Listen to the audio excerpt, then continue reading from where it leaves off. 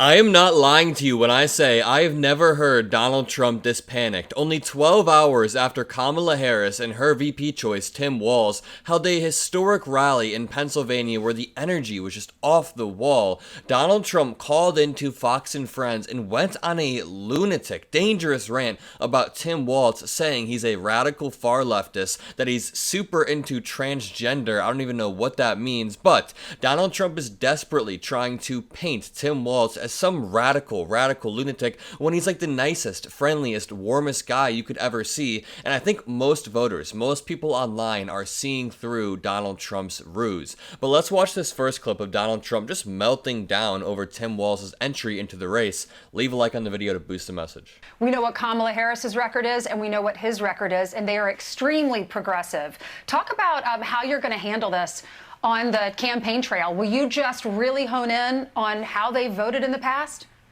Well, I am. I'm going to be doing that. What he wants. If you look at his record with no walls, no security, let everybody in, he's worse than they are. You know, nobody knew how radical left she was, but he's a smarter version of her. If you want to know the truth, he's probably about the same as Bernie Sanders. He's probably more so than Bernie Sanders. She is more so than Bernie Sanders. That's got to be your guide, Bernie Sanders, and that's not a great guide. But there's never been a ticket like this. This is a ticket that would want this country to go communist immediately, if not sooner. We want no security. We want no anything. He's very heavy into transgender. Anything transgender he thinks is great. And he's not where the country is on anything. Mr. I'm sorry, I don't even know what this means. He's very into transgender. Anything transgender he thinks is great. Also, can we ask Donald Trump, can somebody ask Donald Trump to define communism? I think you'd have about the same reaction as when you asked him to define DEI at the Black Journalists Conference. He didn't know the DEI answer. He doesn't know what communism means. Tim Walz and Kamala Harris, they are not communists. They are center-left capitalists. They are progressives who want to provide social safety nets for people struggling in this country while keeping the free market system that we have at the top. They don't want to change anything radically. They don't want to tear down our institutions. And the idea that either of them are farther left than Bernie Sanders is totally false. Now, Bernie Sanders isn't even a radical, but objectively, he's on the farther left of the spectrum. And Kamala Harris and Tim Walz are on the center left part of the spectrum. This chart from my friend Micah Irfan shows the bills that Walz co-sponsored while he was in Congress for 5 years.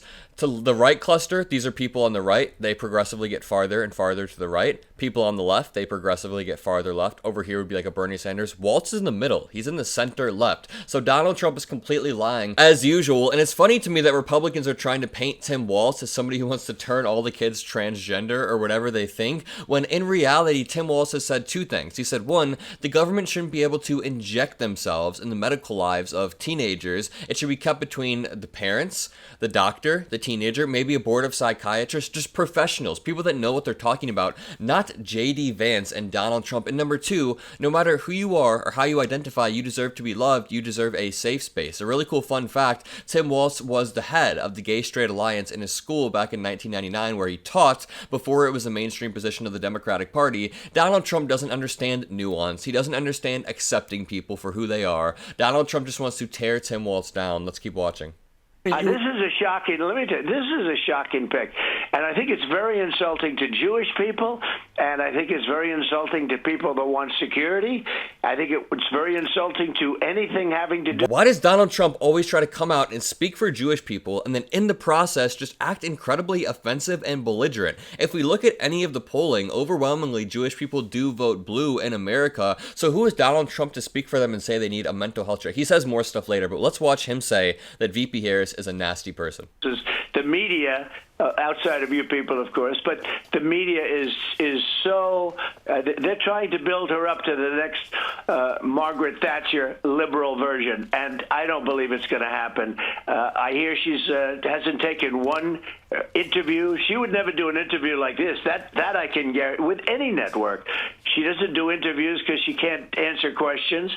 I don't know how she debates. I heard she's sort of a nasty person, but not a good a good debater, but we'll see because we'll be debating her, I guess, in the pretty near future. I hope so. And are you guys feeling that his insults are incredibly repetitious? I've heard him say that Margaret Thatcher thing maybe 30 times already. He said the Hannibal Lecter thing 100 times. In this clip, they actually show him polling information with New York Jewish voters. Your reaction to Van Jones and that poll? Well, we're going to try and win New York, and that hasn't been done for many, many decades, as you know, but we're trying to win New York, and we're very close to doing it. Not with this energy. And probably that's another reason I was somewhat surprised. I think that any Jewish person who votes for a Democrat, or in this case, these people, but who votes for a Democrat, should have their head examined. They are so bad. If you look, they are so bad to Jewish people, what they've done and the way they talk and their policy and everything else, far beyond just what happened, because everyone thought it was going to be Shapiro. It turned out not to be Shapiro. I have very little doubt that it was, not for the reason we're talking about. It was because of the fact that he's Jewish, and they think they're going to offend somebody else. I mean, come on. Bernie Sanders is beloved by the left. People like Chuck Schumer are at the top of the Democratic Party, and these are Jewish Americans. Donald Trump is just offensive. He is plain offensive. In this next clip, Donald Trump is just rooting for the stock market to go down. We had one day where it went down 3% after being at historic highs since January. This wasn't a crash at all. I was really confused by people saying the market was crashing. It was down like 3% in one day, and now it's already creeping back up. And it's fine if the market has a 2 or 3 week correction after running for months, but let's watch Donald Trump talk about this. Because if she does this to America, every one of us are going to either be leaving or we're going to be living like dogs. Our whole country, our whole system is going to collapse. Even the talk about her has driven the stock market down. Yeah. When the stock market goes down, when you see it go down, that's because she gets a decent poll number. She gets bounces at her poll, the market goes down. The stock market will collapse like in 1929. No, it will not. Donald Trump has been saying for years there's going to be a massive crash. He's been saying this since before they were elected, and throughout that whole time it goes up, and then we get one day where it goes down, and he starts cheering like, woo, we got the massive crash. It's like Michael Burry saying we're going to have a recession every year, and then when we actually get close during COVID, he's like, see, I've been right. They're as low or lower than they were 4 years ago. Yep. But remember, I had you down to $1.87 a gallon, and that was beautiful.